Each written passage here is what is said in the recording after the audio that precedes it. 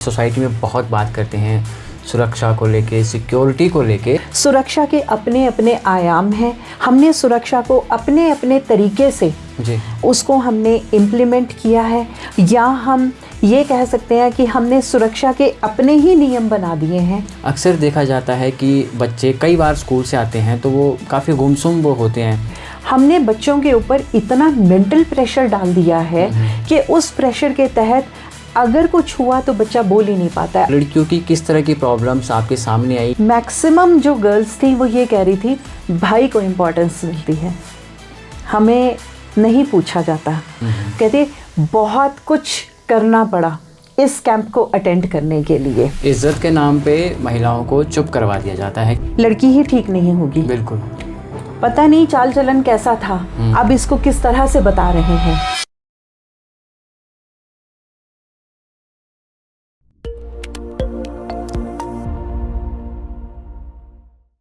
दोस्तों, आज का पॉडकास्ट बेहतरीन होने वाला है क्योंकि आज हम हर वर्ग के अधिकारों को लेके बड़ी सारी बातें करने वाले हैं। सामाजिक कार्यकर्ता नमिता शर्मा जी से। इन्होंने हर वर्ग के लोगों के लिए बहुत ज़्यादा काम किया है। उनके अधिकारों के प्रति कितनी वो संवेदनशील है, आज के इस पॉडकास्ट के माध्यम से बड़े खुल के इन्होंने हमारे साथ अपने विचार साझा किए हैं। देखते हैं आज का पॉडकास्ट। मैम नमस्कार। नमस्कार। कैसे हैं आप? जी बढ़िया। मैम, बहुत सी बातें आज हम आपके साथ करने वाले हैं मानव के अधिकारों को लेके, क्योंकि बहुत से लोगों के साथ आपने काम किया है जी। सबसे पहले यही आपसे जानना चाहते हैं कि आज हम अपनी सोसाइटी में बहुत बात करते हैं सुरक्षा को लेके, सिक्योरिटी को लेके जी, पर क्या वाकई में जो हमारा समाज है वो सुरक्षित है या फिर जो नियम है उनके तले वो दबा दिया जाता है? मैं तो ये मानती हूँ कि सब कोई असुरक्षित है और जो नियम बनाए गए हैं वो सिर्फ बनाने के लिए बनाए गए हैं। इम्प्लीमेंटेशन जो है वो नहीं हो पाती है फॉर वन और दी अदर रीज़न। लेकिन इम्प्लीमेंटेशन बिल्कुल भी नहीं हो पाती। आप किसी भी नियम को देख लें जी। अगर हम बात करते हैं कि ये नियम, एक छोटी सी बात है, सदा सच बोलो, बिल्कुल एक नियम है। कौन कितना सच बोलता है? हम बोल ही नहीं पाते। हम चाहकर भी सच नहीं बोल पाते हैं। कभी हम खुद बोलना नहीं चाहते हैं, कभी सिचुएशंस ऐसी होती हैं जो हमें सच बोलने नहीं देती हैं क्योंकि हम उनके रिजल्ट से बहुत डरते हैं। तो अगर हम ओवरऑल देखें तो नियम तो ताक पे ही रखे जाते हैं। बात आती है सुरक्षा की, कि सुरक्षा की बात अगर हम करते हैं तो सुरक्षा तो नहीं है। समाज में कोई भी सुरक्षित नहीं है, किसी भी तरह से सुरक्षित नहीं है। हम किसी भी फील्ड में चले जाएं वहाँ पे सुरक्षा नहीं है। आपने मैम बच्चों के साथ काम किया, लड़कियों के साथ भी काम किया, यूथ के साथ भी काम किया। सबसे असुरक्षित कौन सा तबका लगा आपको? सभी असुरक्षित हैं। कोई भी तबका ऐसा नहीं है जिसके लिए हम ये कह सकें कि ये वाला जो तबका है ये पूरी तरह से सुरक्षित है। बिल्कुल भी सुरक्षित नहीं है। सुरक्षा के अपने अपने आयाम हैं। हमने सुरक्षा को अपने अपने तरीके से उसको हमने इम्प्लीमेंट किया है, या हम ये कह सकते हैं कि हमने सुरक्षा के अपने ही नियम बना दिए हैं और हम उन नियमों के तहत उसमें फेरबदल करते रहते हैं। अगर हम बच्चों की बात करते हैं तो बच्चे भी सुरक्षित नहीं हैं। अगर हम युवाओं की बात करते हैं तो युवा भी सुरक्षित नहीं है, महिलाएं फिर सुरक्षित नहीं हैं। जी। अगर हम ये सोचें कि अगर आज हम बच्चे को घर से भेज रहे हैं, स्कूल भेज रहे हैं, तो आपने देखा होगा कि इतनी सारी सुरक्षा होने के बावजूद फिर भी पेरेंट्स परेशान हैं, फिर भी स्कूल परेशान है। अब तो बसेस में भी जीपीएस लग गया है, पेरेंट्स उसके साथ कनेक्टेड हैं, पता रहता है कि बस कहाँ पहुँची है, अब हमें बच्चे को छोड़ना है। लेकिन उसके बाद जो भावना है असुरक्षा की, उसको हम अपने दिमाग से नहीं निकाल पाते हैं। जहाँ तक हम महिलाओं की बात करते हैं, महिलाओं की हम बात कर रहे हैं कि महिलाएं बहुत जिसको बोलते हैं कि सुरक्षित हैं या एम्पावर्ड हैं, तो अगर हम ये देखें तो ना वो सुरक्षित है ना वो एम्पावर्ड हैं। सिर्फ एक जॉब करने से आपके अंदर एम्पावरमेंट नहीं आती है, डिसीजन मेकिंग आपके अंदर नहीं आती है। तो क्यों डिसीजन मेकिंग नहीं आ रही है? क्योंकि आपके मन में ये बात है कि आप असुरक्षित हैं। युवाओं की अगर हम बात करें, उनकी सुरक्षा की अपनी बात है। किस चीज़ से असुरक्षित हैं? वो करियर को लेके बहुत असुरक्षित हैं। उन्हें ये लग रहा है कि मैं पढ़ तो रहा हूँ, पता नहीं ये आगे काम आएगा या नहीं आएगा। मेजर सुरक्षा एक युवा की यही है। जी। तो मतलब ये है कि जो सुरक्षा है ये सिर्फ बाहरी मुद्दा नहीं है, ये आंतरिक मुद्दा भी है, हमें इंटरनली भी सोचना पड़ेगा। बिल्कुल सोचना पड़ेगा जी। स्कूली बच्चों की मैम हम बात करें तो, क्योंकि बच्चों के साथ आपने बहुत सारा काम किया जी, अक्सर देखा जाता है कि बच्चे कई बार स्कूल से आते हैं तो वो, आज की जनरेशन की बात है, काफ़ी गुमसुम वो होते हैं जी, नहीं वो बोल पाते कि स्कूल में उनके साथ क्या कुछ हुआ। इसके बारे में थोड़ा आपसे मैं, कभी भी वो पेस ही नहीं बना पाते हैं। आप बच्चों की, मैं खास करके अगर बात करूं, आपने जैसे कहा कि मैंने बच्चों के साथ बहुत काम किया है, तो जो मेरा पर्सनल एक्सपीरियंस रहा है, हमने बच्चों के ऊपर इतना मेंटल प्रेशर डाल दिया है कि उस प्रेशर के तहत अगर कुछ हुआ तो बच्चा बोल ही नहीं पाता है, और उसके मन में ये असुरक्षा की भावना रहती है कि अगर मैं बोलूँगा तो क्या मेरी बात को कोई महत्व दिया जाएगा, क्या वो इम्पोर्टेंट होगी, क्या पेरेंट्स मेरी बात को इम्पोर्टेंट लेंगे, क्योंकि बात तो यहाँ पे सिर्फ पढ़ाई की हो रही है। स्कूल बच्चा जा रहा है, पेरेंट के मन में ये बात है कि बच्चा मेरा बहुत शाइन करे। मैं एक छोटी सी बात आपसे शेयर करूँगी। हाँ, पेरेंट्स, उसमें मैं भी आती हूँ, मैं भी पेरेंट हूँ। हम बच्चे की एडमिशन कराने के लिए स्कूल में जाते हैं। हम स्कूल से क्या पूछते हैं, जो भी वहाँ पे काउंसलर है या प्रिंसिपल है या जो भी कंसर्न्ड पर्सन है, मान लीजिए हमने पूछा कि मेरे बच्चे को 6 महीने में कितने तक गिनती आ जाएगी, तो मान लीजिए काउंसलर ने बोला वो 1 से लेकर 25 तक अच्छे से सीख लेगा। फिर वो दूसरे स्कूल में जाता है, वहाँ वो काउंसलर, क्योंकि उसको वो बताते हैं हम उस स्कूल में भी गए थे या ना भी बताएं, तो काउंसलर से बात करते हैं। अब काउंसलर सोचती है कि नहीं, अब 25 तो कम हो जाएगा, हमें कुछ बड़ा करके दिखाना होगा। वो बोलते हैं 1 से 50 तक। देन पेरेंट क्या बोलता है, बस 50 तक? वो मेरे पड़ोस में जो बच्चा रहता है वो तो 1 से 100 तक कर लेता है। कितनी असुरक्षा है। बिल्कुल। हम ये नहीं देख रहे हैं कि बच्चा नेचुरल वे में क्या सीख सकता है। हम प्रेशर बना रहे हैं, इतना तो करना ही होगा, और ये प्रेशर यहाँ से शुरू होता है और आगे तक चला जाता है। बच्चा उस प्रेशर में ही रहता है। कई बार बच्चा रियलाइज ही नहीं करता कि उसके साथ स्कूल में क्या हो रहा है। कोई बात मैं जो समझती हूँ, शायद आप ये बात कहना चाह रहे हैं कि मान लीजिए बच्चे के साथ किसी ने छेड़छाड़ की या कोई पनिशमेंट हो गई या अब्यूज़ हो गया, बच्चा घर आके बात नहीं कर रहा है क्योंकि उसकी बात, उसको ये डर है, उसकी असुरक्षा ये है कि क्या मेरी बात सुनी जाएगी। पीयर प्रेशर के चलते ये बोल रहे हैं। पीयर प्रेशर भी है, स्टडीज़ का प्रेशर भी है, और फिर मुझे जज किया जाएगा, है ना। ये जो असुरक्षा है, ये बहुत बड़ी असुरक्षा है बच्चों के साथ। जी। अगर कोई बच्चा बोल दे, हिम्मत करके बोल दे कि मेरे साथ कुछ गलत हुआ है, जी, तो एक हमारी सोसाइटी के लिए, बच्चे के लिए, बच्चों के पेरेंट्स के लिए बहुत अच्छी बात है। लेकिन क्या है कि हम बच्चों की बात सुनते नहीं हैं। ऐसा क्यों हमारा माइंड? क्योंकि हमारे लिए वो शर्म की बात हो जाती है। सोसाइटी में शर्म की बात हो जाती है। अच्छा, आपके बच्चे के साथ ऐसे हो गया, हमारे साथ तो हुआ नहीं। क्यों हुआ? बच्चे में ही कोई कमी होगी। हम फॉल्ट फाइंडिंग बच्चों में निकालते हैं। ऐसा नहीं कि बच्चे गलत नहीं बोलते, बच्चे गलत भी बोलते हैं। बच्चे बहुत बड़े साइकोलॉजिस्ट होते हैं। बिल्कुल। हमें उस चीज़ को नज़रअंदाज नहीं करना चाहिए, लेकिन हमें सुनना भी चाहिए। बहुत ज़रूरी है सुनना, और बिना ये सोचे कि लोग क्या कहेंगे, स्कूल में टीचर्स क्या कहेंगे या हमारे पड़ोस के क्या कहेंगे, ऐसा ना सोचकर हमें उसकी बात को ध्यान से सुनना चाहिए और उस पर काम करना चाहिए। जी। आपकी संस्था हाँ, सिद्धांत एजुकेशन एंड रिसर्च फाउंडेशन, उसने लड़कियों के अधिकारों को लेके बहुत सारा काम किया है, रिसर्च वर्क किया है। जी। आप जब फील्ड में थे तो लड़कियों की किस तरह की प्रॉब्लम्स आपके सामने आई? क्या क्या उन्होंने आपके साथ डिस्कस की अपनी प्रॉब्लम्स? जी। कोई ऐसा इंसिडेंट? हाँ, बिल्कुल। मेरे पास तो बहुत सारे इंसिडेंट्स हैं आपसे बात करने के लिए। जी। लेकिन एक इंसिडेंट आपसे शेयर करना चाहूँगी। जी। मैं एक वर्कशॉप हमने कंडक्ट की थी कुफरी में, जो आर्मी कैंप है, वहाँ एनसीसी की लड़कियां आती हैं। तो वहाँ मैं उन बच्चों से इंटरेक्शन कर रही थी, तो मैक्सिमम जो गर्ल्स थी वो ये कह रही थी, भाई को इम्पोर्टेंस मिलती है, भाई को हमें नहीं पूछा जाता। तुमने कहा फिर कैसे नहीं पूछा जाता, तुम यहाँ तक आ गई हो। कहते बहुत कुछ करना पड़ा इस कैंप को अटेंड करने के लिए। जी। तो अब देखिए, हमने अपने समाज को दो भागों में बांट दिया, मेल एंड फीमेल।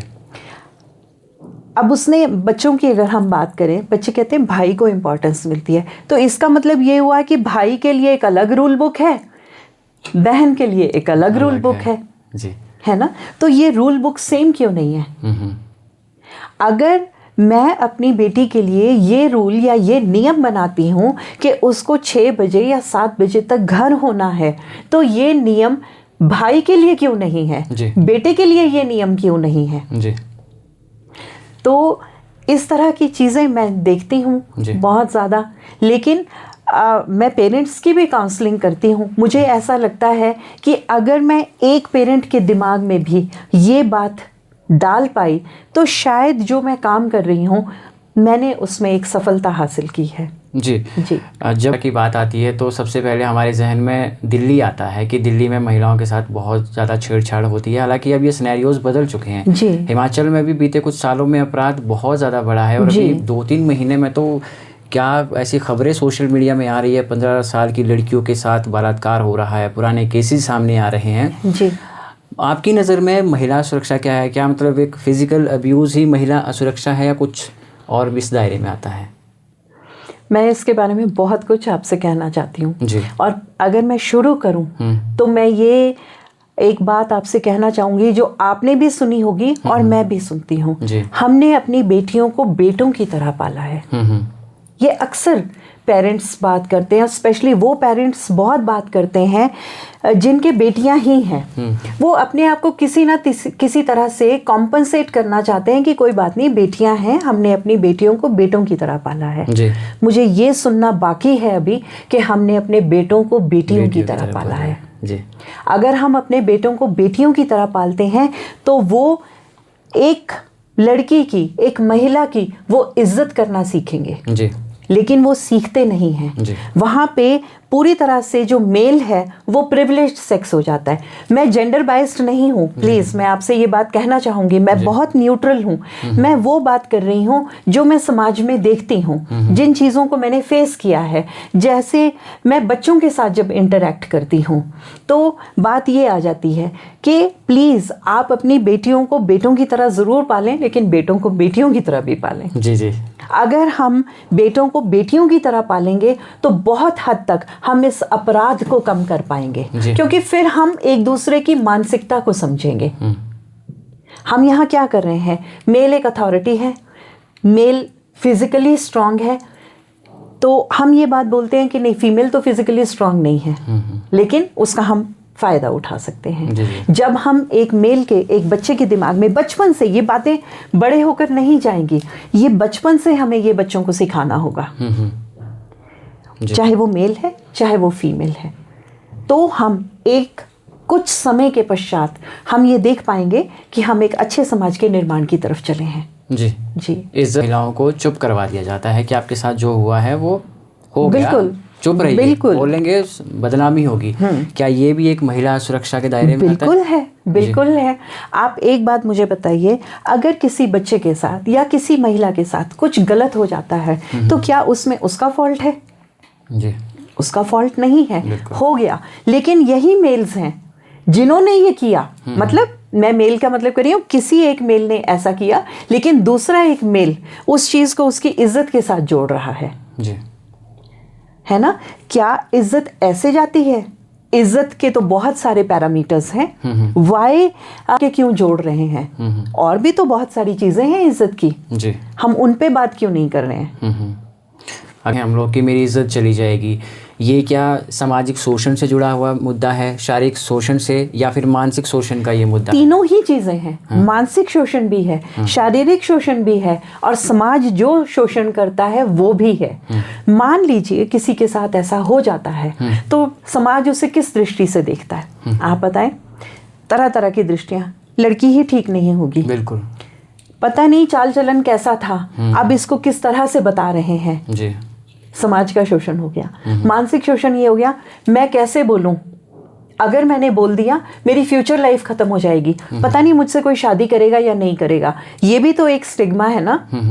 शादी नहीं करेगा। पेरेंट्स को ये लगता है कि अगर इसकी शादी नहीं हुई तो क्या होगा, विदाउट रियलाइजिंग कि जिसके साथ ऐसा हो गया है उसको हेल्प की ज़रूरत है, उसको काउंसलिंग की ज़रूरत है, उसको उस ट्रॉमा से बाहर निकालने की ज़रूरत है। लेकिन क्योंकि पेरेंट्स चुप करा देते हैं बच्चों को, और या लड़की को या महिला को, बड़ी महिला के साथ भी तो ऐसा हो सकता है, तो उस समय उसको एक हेल्प की ज़रूरत है, उसको उस समय एक साइकोलॉजिकल काउंसलिंग की ज़रूरत है, उसको एक एम्पैथी की ज़रूरत है। हम वो ना करके जब उसको चुप कराते हैं तो उसके अंदर ही अंदर दिमाग में वो गांठें पड़ने लग जाती हैं और उसका रिजल्ट बहुत ख़राब होता है। जी।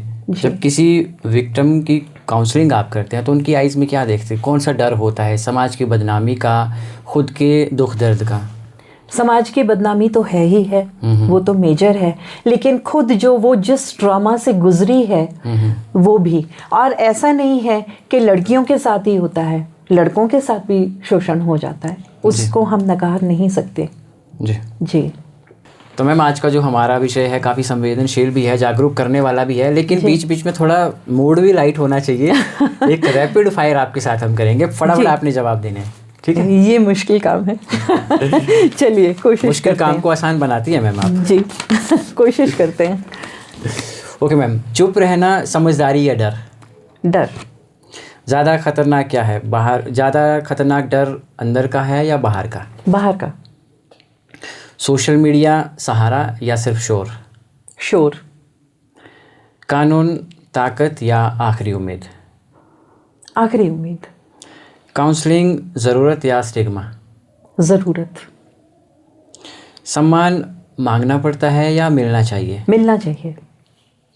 घर क्या है, सबसे सुरक्षित जगह या फिर चुप्पी वाली जगह? चुप्पी वाली जगह। समाज साथ देने वाला या फिर जज करने वाला? जज करने वाला। वेल डन मैम, बड़े अच्छे आपने जवाब दिए और जैसा एक्सपेक्टेड था वैसा ही आपने बोला। Thank you. एक बार फिर से हम महिलाओं के कानून के बारे में बात करते हैं। बहुत सारी सुरक्षा हमारे संविधान में महिलाओं को, पुरुषों को दी गई है जी। लेकिन कई बार महिलाओं के जो ये कानून है ये जाने अनजाने में या जानबूझकर भी पुरुषों के लिए भारी पड़ जाते हैं। उनको बदनाम करने के लिए वो उनको अप्लाई किया जाता है। कई बार पुरुष जो है इतने फ्रस्ट्रेटेड हो जाते हैं कि वो सुसाइड तक कर लेते हैं। हाल ही में कई ऐसी घटनाएं हुई हैं, लाइव आके एक दो इंसिडेंट्स ऐसे हुए कि उन्होंने सुसाइड की। जी देखिए, हर चीज़ के two sides of the coin होते हैं। महिलाओं के लिए जो नियम बनाए गए हैं या जो उनको सुरक्षा के जिस तरह से जो लॉज बने हैं, बिल्कुल मैं उस चीज़ का समर्थन करती हूँ कि ऐसा कुछ होना ही चाहिए, लेकिन साथ साथ उसका मिसयूज़ भी है। जैसे कि मैंने कहा कि two sides of the coin है, तो मिसयूज़ भी है कि बहुत महिलाएं या लड़कियाँ या उनके पेरेंट्स या उनके एडवाइज़र्स, मैं बोलूँगी नॉट ओनली पेरेंट्स, उनके जो एडवाइज़र्स हैं वो कानून का गलत इस्तेमाल करने के लिए उनको उकसाते हैं। तो बिल्कुल आप सही कह रहे हैं कि पुरुषों के साथ ऐसा होता है और एक लॉ का मिसयूज़ बहुत ज़्यादा हो जाता है, which is very much wrong. ऐसा नहीं होना चाहिए। हमें संवेदनशील होना चाहिए हर चीज़ के लिए। जो चीज़ मुझ पे लागू हो रही है वो दूसरे पे भी उतनी ही लागू हो रही है। दोनों तरह से है। कई बार जो है वो मेल पार्ट जो है वो उसका मिसयूज़ करता है, कई बार जो फीमेल पार्ट है वो कानून का मिसयूज़ करती है। बात तो ये है कि हमारी अपनी कॉन्शियस कहाँ है। क्या मैं इस चीज़ के लिए राज़ी हूँ कुछ गलत करने के लिए?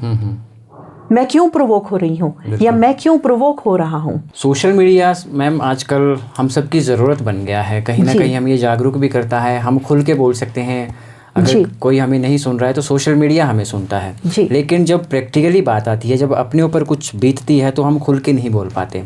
सवाल ये है कि क्या सोशल मीडिया सिर्फ एक बहस करने का मंच बन गया है या इससे कुछ हम अच्छा भी सीख सकते हैं? हम बहुत अच्छा सीख सकते हैं, लेकिन आज की नज़र में देखा जाए, जिस तरह से मैं देखती हूँ, तो ये बहस करने का मुद्दा ज़्यादा हो गया, या बहस करने का प्लेटफॉर्म मैं कहूँगी कि ये ज़्यादा हो गया है। और मैम मानसिक सुरक्षा के बिना क्या शारीरिक सुरक्षा भी ज़रूरी है?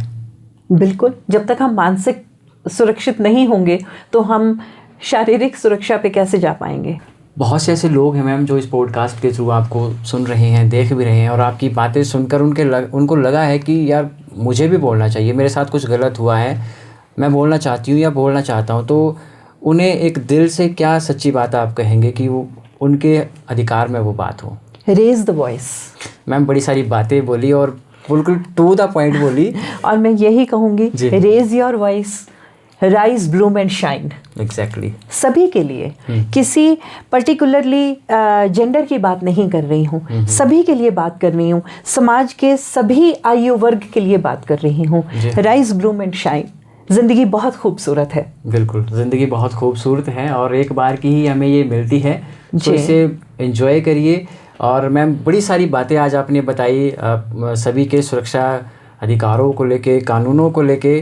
फिर किसी अगले पॉडकास्ट में आपसे मुलाकात होगी मैम। बहुत शुक्रिया आपका। ज़रूर ज़रूर, धन्यवाद। धन्यवाद मैम। तो दोस्तों, उम्मीद है आपको आज का ये हमारा पॉडकास्ट पसंद आया होगा। इसी तरह के पॉडकास्ट हम आपके लिए आने वाले समय में भी लेकर आने वाले हैं। बस आप लोगों से हमारी इतनी रिक्वेस्ट है कि आप चैनल को शेयर कीजिए, वीडियो को शेयर कीजिए, सब्सक्राइब कीजिए और बताइए अपने दोस्तों को कि आपका पॉडकास्ट चैनल शुरू हुआ है। आपके लिए, हम सब के लिए आप सबका स्वागत है इस पॉडकास्ट में। आइए बात करेंगे मिलके, बैठ के किसी सोशल इशू पर। तब तक के लिए नमस्कार।